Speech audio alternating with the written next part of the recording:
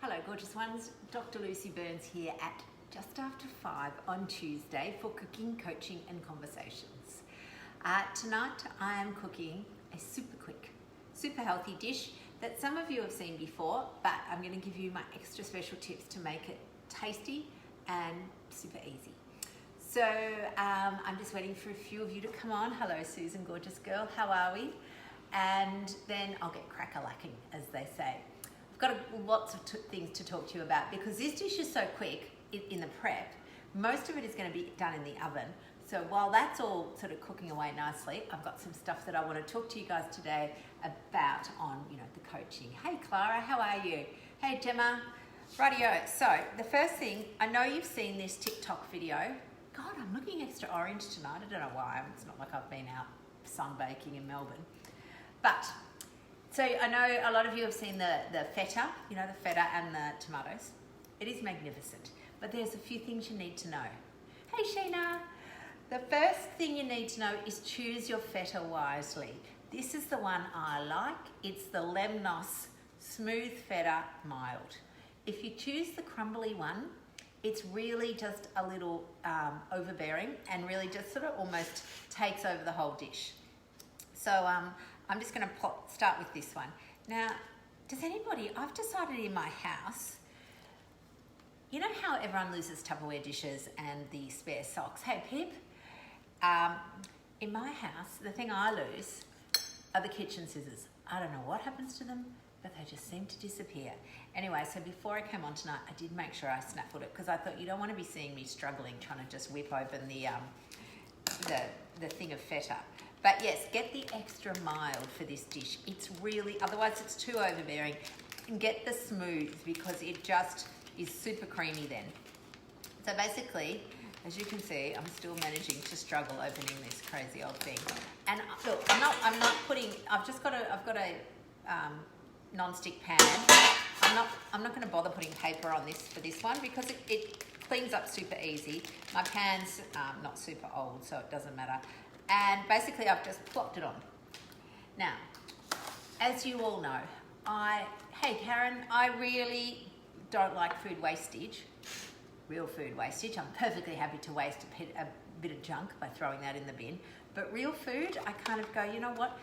Someone's taken the effort to grow it. It's used some carbon footprint. If we can use it up, we might as well. So I've got these tomatoes that are just looking a bit dodgy. You certainly wouldn't use them in a salad, but in this dish they're great. So I've got 2 punnets of those. One punnet's okay, one's just slightly dodgy. Apologies to all those people that hate slightly dodgy food. So basically I've just plopped them on the dish like this. I won't hold it up too much because they'll roll over. I have got some olive oil. I've got this one for the fish. Oh, I left the other one over there. That's all right. You know what? It doesn't matter. This dish is so super forgiving. So I'm just going to put this as lemon infused olive oil. I'm going to sprinkle that all over it, including all over the dish. And when I was away on my girls' weekend, we stopped at Miloa, Cheese Country, and there was a little shop. It was actually the olive shop, and they had some beautiful organic garlic. So I got a clove of that and I'm actually just going to fling that in. Now remember, you don't need to peel this garlic to go in. You just get your cloves, pull them apart and just pile them on the dish. Now sometimes I'll put other things in here, and tonight I am actually going to whip into there a slightly older looking zucchini because otherwise, it won't get eaten. It's not so old that it's soft and spongy, but it's just a little bit looking a bit something or other. Oh, maybe I decided not to do it. Oh no, there it is. So I'll just grab a knife.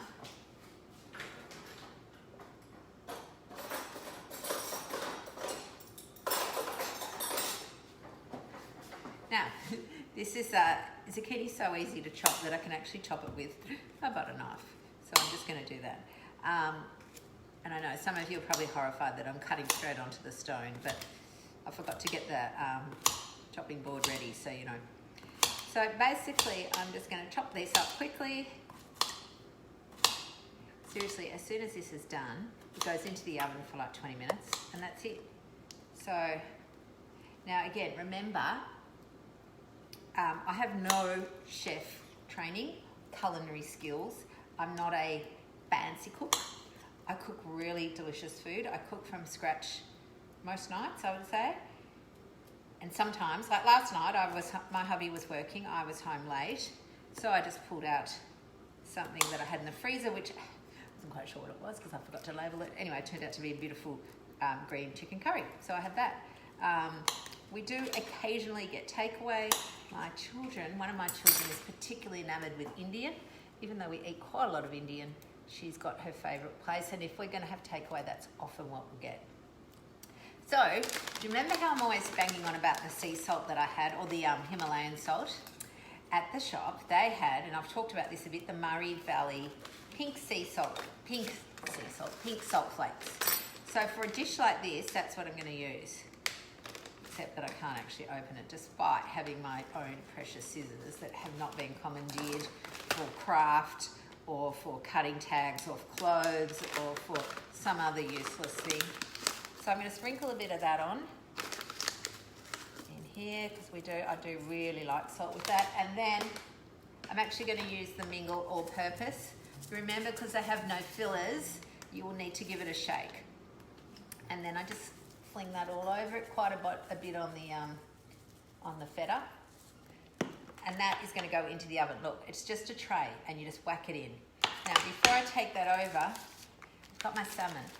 Now, do you want to know something a bit sneaky? This salmon is not quite defrosted. I had it in the fridge, the freezer, but you can cook salmon, and it doesn't matter if it's not quite defrosted. In fact, it works a little bit better, because what you're wanting is the skin to get all crispy on the bottom, and that takes a little bit longer. So the way I do it is I get my olive oil, and again, I've just got these 4 portions. I'm just flinging the olive oil over the top, and the reason I put it on top is that then the herby stuff will stick, and then the oil drips down underneath and helps crispy up the skin. This one goes super well. It's one of our faves. Garlic and ranch, make it really easy. You just put it on, sprinkle, and what you find, I'm reasonably liberal, small L liberal, with the herby stuff, because it's delicious. And then when it all crisps up, you've got basically herb-crusted, crispy skinned salmon with that delicious feta-y stuff. So what I'm going to do is I'm going to go and quickly bang that in the oven. Now you can see that prep, 8 minutes. So I'll be back in a sec. Now, I have got a little word. If you have not watched me before, I have a very unusual walk. I have muscular dystrophy, and so I have this sort of walk, which is why I can't carry 2 trays at once. So I'm doing the double. I'm doing the put one in, get the other one.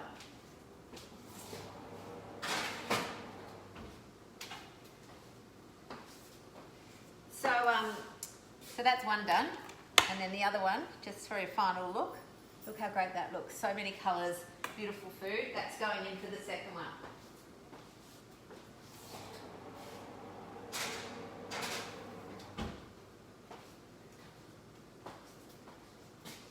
Okay, so while that's cooking away, I thought I'd talk to you, darlings, about what's been going on in the world of weight loss and real health, or real health and weight loss, as we like to call it. There's a few things that have been, themes that have been coming up. Interesting. So, mild and creamy, I think. It's the Lemnos brand. It's the smooth and mild. Smooth and mild feta. Don't get the Greek. It's too chalky, and the flavour is overwhelming.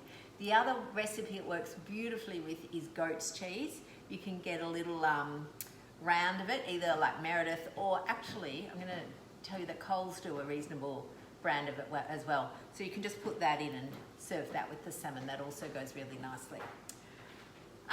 So, the world of real health and weight loss. It is totally our jam, as you know. Hello, Carolyn, gorgeous girls. I do love it when people say hello. I can actually see, I've worked out finally, that the problem when I couldn't see who everybody was I had the settings on my phone a bit low, and so they were dark, and I'm doing this sort of, anyway, I've worked it all out. So one of the things that happens in the real health and weight loss world, and And it's really interesting. We talk a lot about, you know, the diet culture. And I was reading in the paper a little expose, well, probably a 3-pager, on Michelle Bridges. Now, most of you know her. She's very famous. She was a trainer on Biggest Loser, and she's got, you know, an empire. There's a spectrum on how to lose weight. At one end, she's all about go hard or go home. You know, get some grunt, get some grit.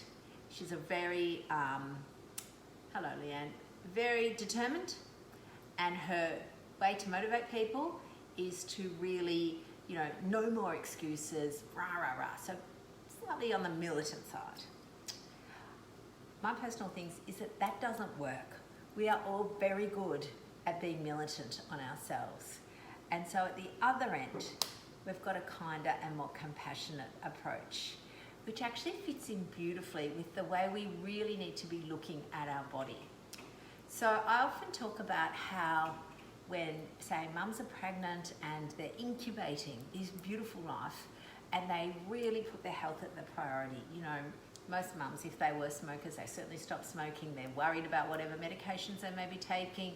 They eat well, they make sure they get enough sleep. They're really focused on incubating this beautiful little human, and that their body is the vehicle or the incubator, so to speak. So really spending a lot of time looking.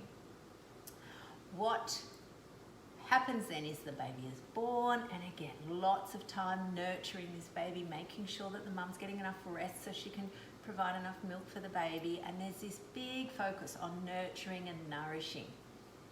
And then somewhere along the way, we turn into hating and punishing, and it doesn't work.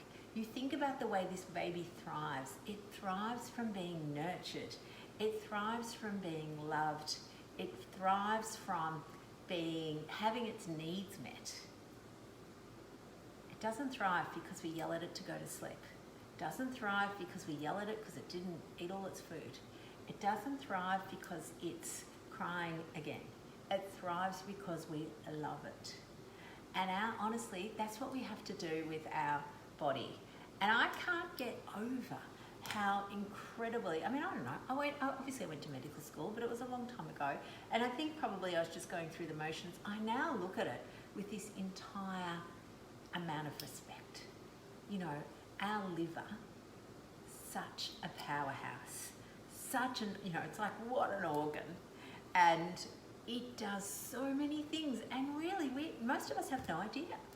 You know, apart from detoxifying everything, the two detoxing organs that we've got are our liver and our kidneys. And can I just make a little point here? You do not detox your body by going on a fruit juice detox. That is actually the juice, the fructose, the concentrated fructose in juice can only be metabolized by the liver. So in fact, by having a juice cleanse, you are absolutely putting your liver under enormous stress.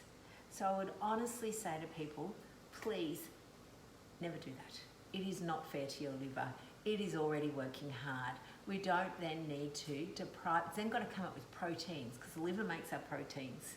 So you're not feeding it protein, you're feeding it fructose, you're actually making its job really hard. So if you want to detox your liver, you look at you take out all the additives out of your food.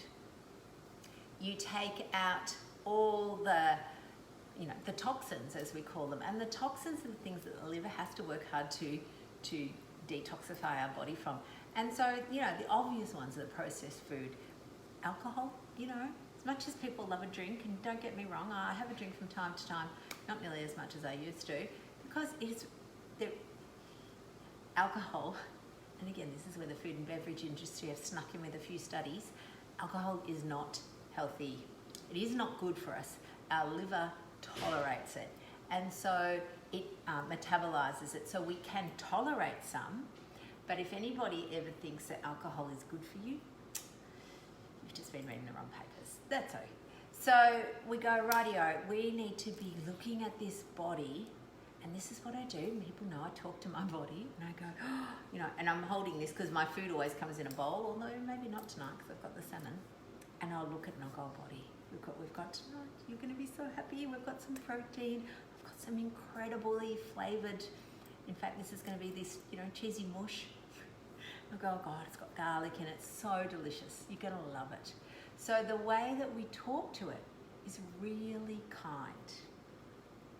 So then people go, rightio, okay, I can do that, hopefully. You can talk and sort of look at your body as this incredible, amazing feat of nature.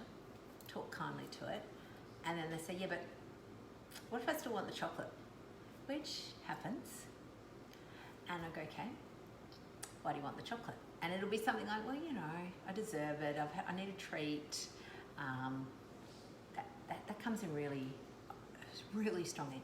I've worked hard, and it's just a little bit. So, you know, I should be allowed to have it. And my answer to that is, you know what? You're the boss of you. You can do whatever you want. You are in charge of you. Nobody's going to tell you off. Certainly not if you come and see me in the practice or Mary. We're never going to tell you off. So don't worry about that. But at the end of the day, it's working out, would you give that food to a 3-month-old baby? And if not, why not? I want you to have to think about that. Would you say to your 3-month-old baby, we're going to have donuts for a treat, baby? And the baby's going to go, oh. You're not, because you know it's not good for the baby. Okay, so there are things that happen. Then over time, we get sort of waylaid by marketing.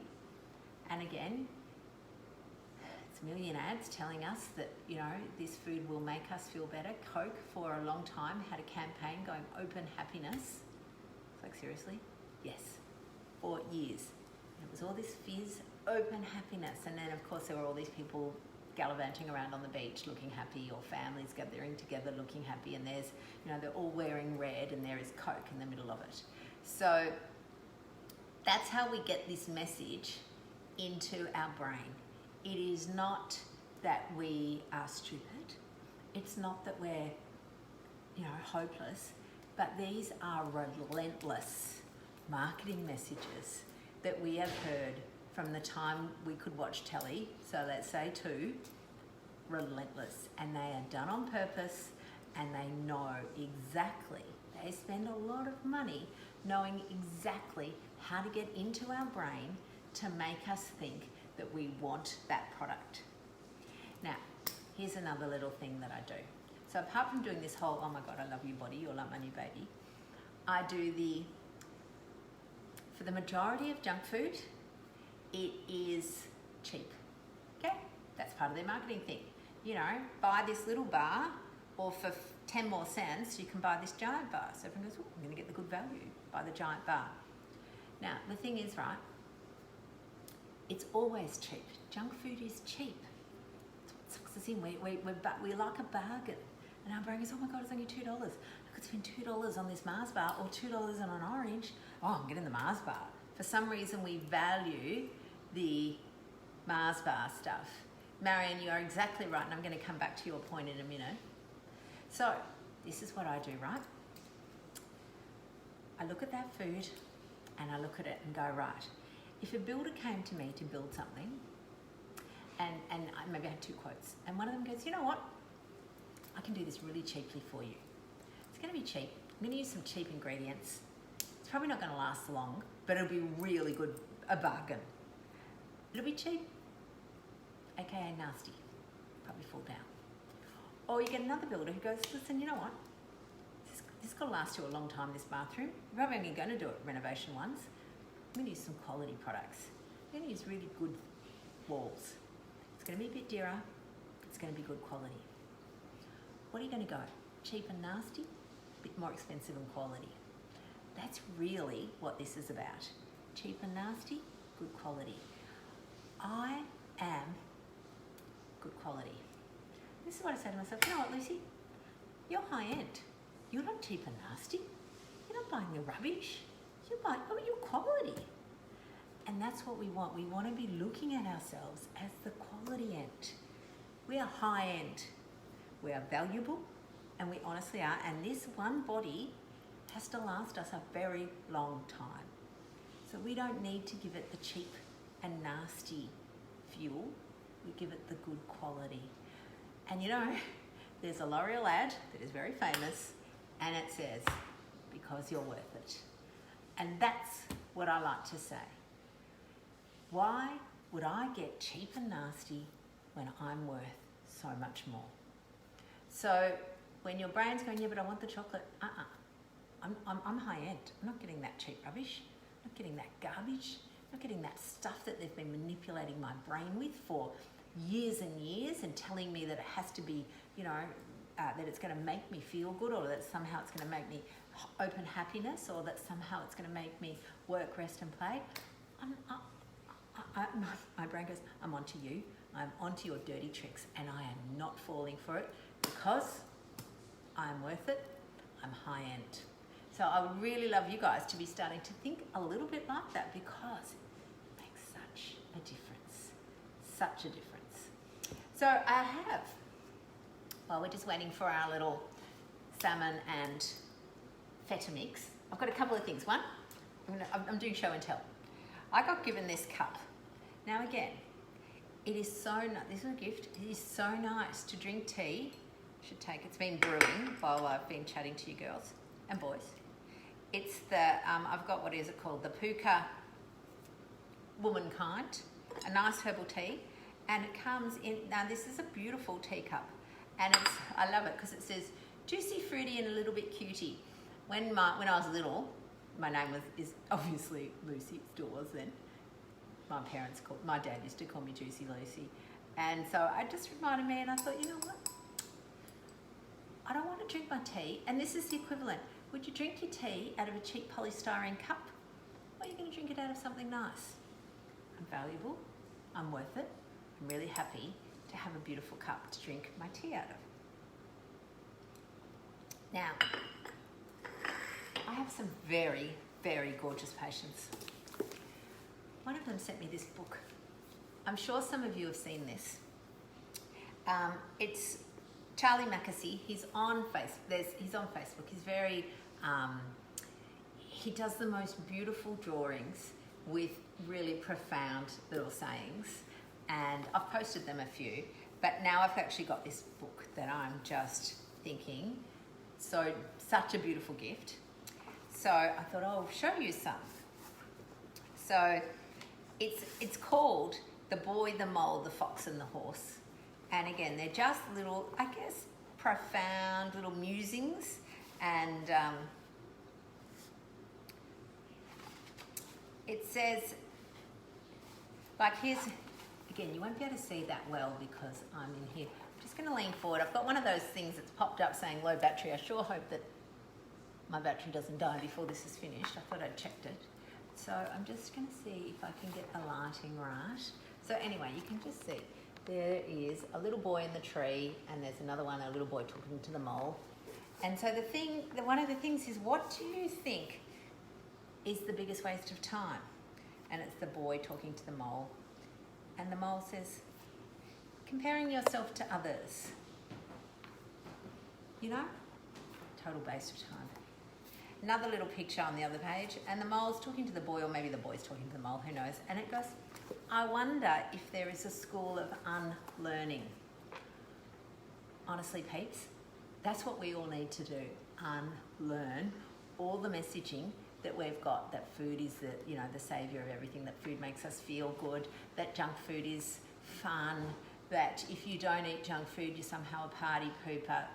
That is we call them the food bullies. It's a massive cultural issue that you shame people for choosing to eat healthily or choosing to fuel their body with food that suits them. How many times have we all heard that? Oh, well, you don't eat carbs, you're so boring.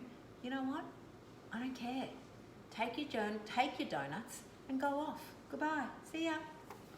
So I think that the holistic, we talk about the real and the whole health. It's so important to be thinking about your whole body and mind. These beautiful little things are all to help with our mind, because when we don't work on our mind, what we do is we sacrifice our body to appease our mind. So our mind is distressed and we'll go to an old tool, which is food, and the body's sort of going, it's just this silent scream, no! And then it goes, all right, I'll sort it out for you. It's like the fixer. But if we can also work on our mind, then our body will be so grateful. It's going to go, oh my God, you legend, as it just thinks that it doesn't have to do all this work. So I'm thinking, here's another one. They're just so beautiful. Sometimes it's, and here's the little boy on the thing, and he goes, sometimes I feel lost, said the boy. Me too, said the mole. But we love you, and love brings you home. I just think it's so beautiful. Right, how's this one here? This resonates with me. Sometimes, said the horse. Sometimes what? Asked the boy. Sometimes just getting up and carrying on is brave and magnificent. How amazing is that? We are glorious creatures. Our bodies are incredible. We need to love and nurture them, and they will do and serve us well for many years to come. Now, I'm going to put out my tita. I'm going to show you how, I think it's been 25 minutes. I reckon they'll be ready. For some reason, I don't have what do you call it, like a trivety thing. But I'll be back as I just go and grab my things out of the oven.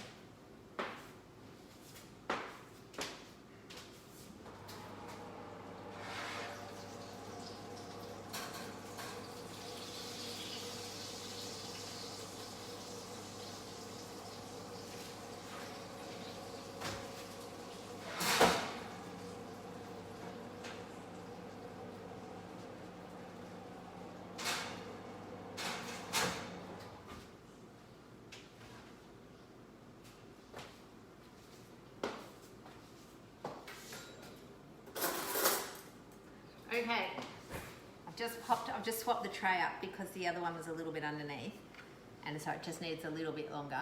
But have a look at this. This is crispy skinned on the bottom, herb crusted salmon. I'm just trying to see if I can get, again, I'm trying to look at the light. Ah, there we go, that's better. Can you see that? Now if I just cut down the middle, so it's all cooked, because I do like to check, not that you, in fact, if anything, it's probably cooked a little long. I like my salmon a bit pink, but certainly for those people that were worried that I put half frozen salmon in the oven, you don't need to worry. It cooks magnificently. The skin is where the goodness is. It's where all the beautiful omega-3 fatty acids are. I know there's some controversy about salmon at the moment and the way it's farmed, and I've got to look into that. It's disappointing if it's going to be that the way it's currently farmed reduces all the health benefits. That's going to drive me nuts, because that's what's happened with feedlot of beef. When we take our cattle and we don't let them roam in the grass and do what they're meant to do, and you stick them in a pen and you feed them grains, then that affects our health. They have high omega-6 in the meat, and it's not good for us. So I'm always thinking, okay, obviously, food is medicine, so I'll get back to you on the salmon side. I know there's a lot going on in it, but then if there's an issue, I'm going to then try and find what the best way to get the salmon is, and sustainably, but also good for us. That's what we've got to do. Sometimes you can feel overwhelmed by thinking, God, it's not perfect. A bit like my tomatoes, here they are in a plastic thing. Ideally, it would be nice if they just came in a paper bag, but they don't at the moment. If I went to a butcher shop, a fruit and veggie shop, I might be able to pick them out, but that's not something that I can actually do. So I just go with the best, making the best. It doesn't have to be perfect, but it is certainly better than buying processed food. So better for our health and better for the planet. So we can then nail the real food, and then if you want to, you can move into sustainable packaging or organic or whatever, that you can feel that can be done for you. So somebody gets wild caught salmon from from Costco, and someone else about, yes, salmon, and eat Alaskan salmon. And again, I've got to look a bit into that, because I know, you know, there's the wild caught salmon, and that's kind of great, except the way they catch the wild salmon is they just do their big trawler things, and in the meantime, all these other fish that aren't utilised just are killed and chucked away. And it's like, right, I understand. That was my salmon was is Australian, but and it's the same with some of the fish that's made in Vietnam. I won't buy Vietnamese fish. It's just, I've watched a doco and it's just a little bridge too far for me. If you happen to love fishing, or you have a husband that loves fishing, or a wife that loves fishing, or a daughter's boyfriend that loves fishing, then that's brilliant. That's gold. If you can actually go and just catch your own fish, seriously, I'm always so happy about that. I can't fish, but maybe that'll be the next thing. I'll go and hunt for a fisher person. Now, I'll just get this other stuff out. I reckon it'll be done now.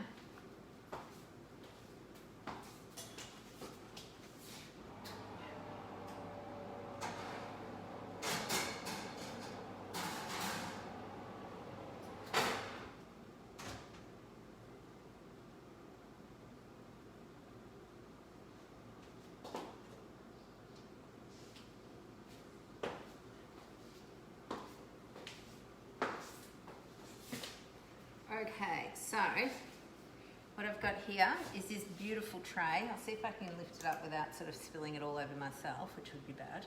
So, hang on, that's connected to, it's actually super hot. Move my smushed up.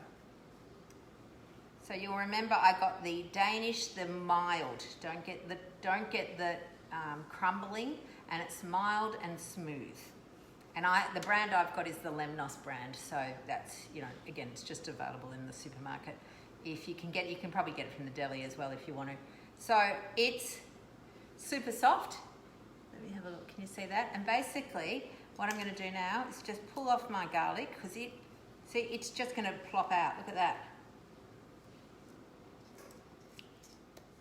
Never worked with children and garlic. No.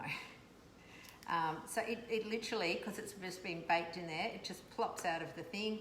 Super easy. And the flavour of roast garlic is sort of a sweet. It's really lovely.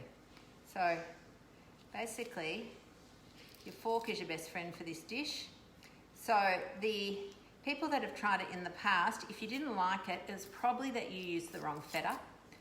Use the smooth, or as I said, goat's cheese is another way to do it. This one, as I was saying, for those of you who popped in late, I've just used tomatoes that were really just about to go a bit manky, but they're perfect cooked. And I had a zucchini that was also sort of on its last, I was about to say last legs, but zucchinis don't have legs, so I don't know, its last vine. And then, just trying to see if I can get this up without bringing, imagine if I did that and poured the salmon all over the floor or something. So, it's hard for me to see because I've got my reflection. Basically, can you see how smooth that is?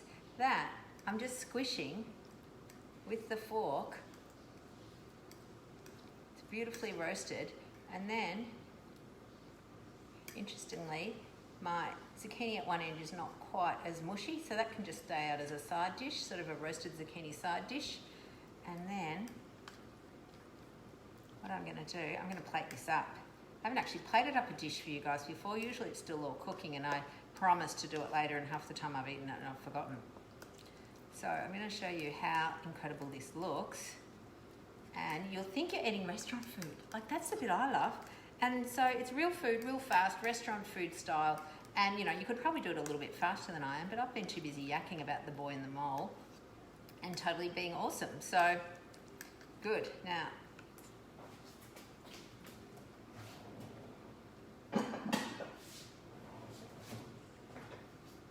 super posh, I've got a white dish. Okay, now, bit of spinach needs to be used, it's already washed, so that can go on the bottom. Make it look a bit schmancy. I'm basically going to get, whoops, that was just the old plastic box from the tomatoes. So basically, it's really just cheese and tomato mush. Like, doesn't look pretty, tastes blooming delicious.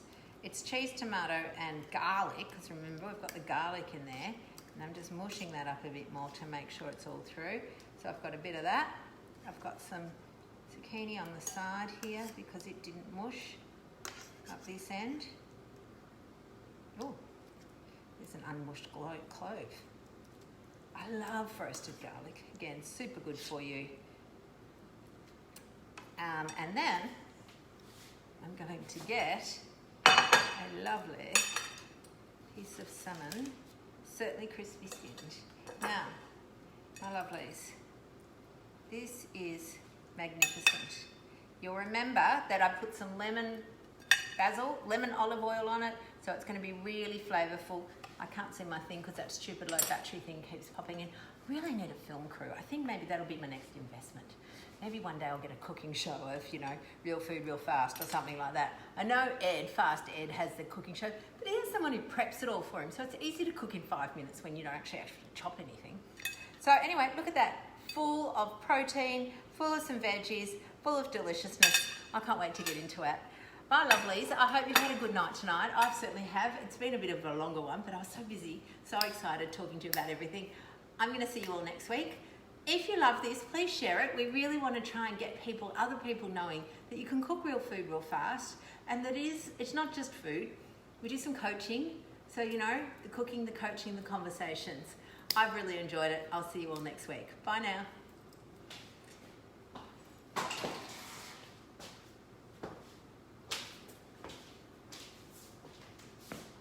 When my film crew come, they will turn off the thing for me.